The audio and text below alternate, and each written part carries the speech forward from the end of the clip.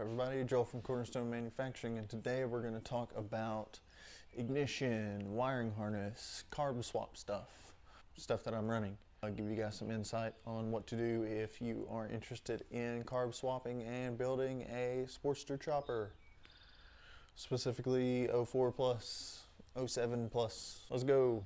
Number one thing with this way, at least, is you have to get rid of all of the factory ECU, sensor, turn signal, module stuffs.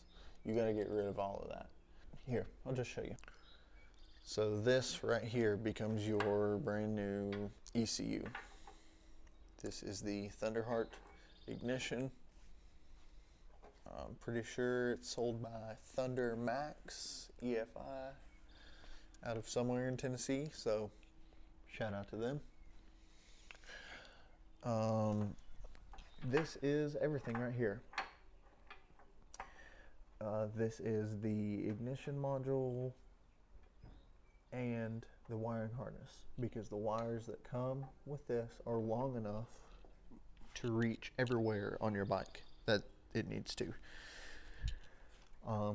These three right here are for your coil. Right there. And then these two right here are for your crank position sensor, which mine goes all the way along the bottom here, right there to that sensor. That's pretty much it for that part. Then after that, you got to run a power and a ground. Simple as that. After that, the only thing that is additional is taillight wiring and headlight wiring. You obviously still have some wires that go to the voltage regulator, 2, I believe. But that is all that goes into the wiring harness on this thing.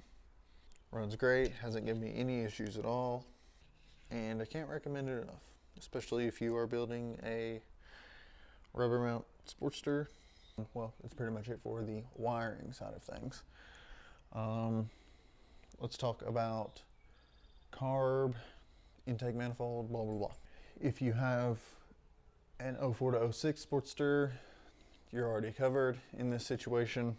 If you have an 07 plus, like I did, you will need to get an 04 to 06 intake manifold.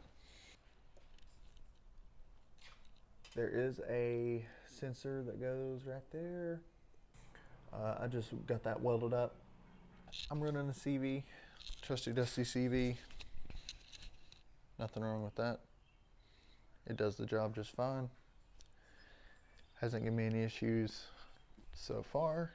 So that's all you really need on the motor side of things. And that's all you need to carb swap your fuel injected Sportster, or just clean up your carbureted Sportster's wiring harness.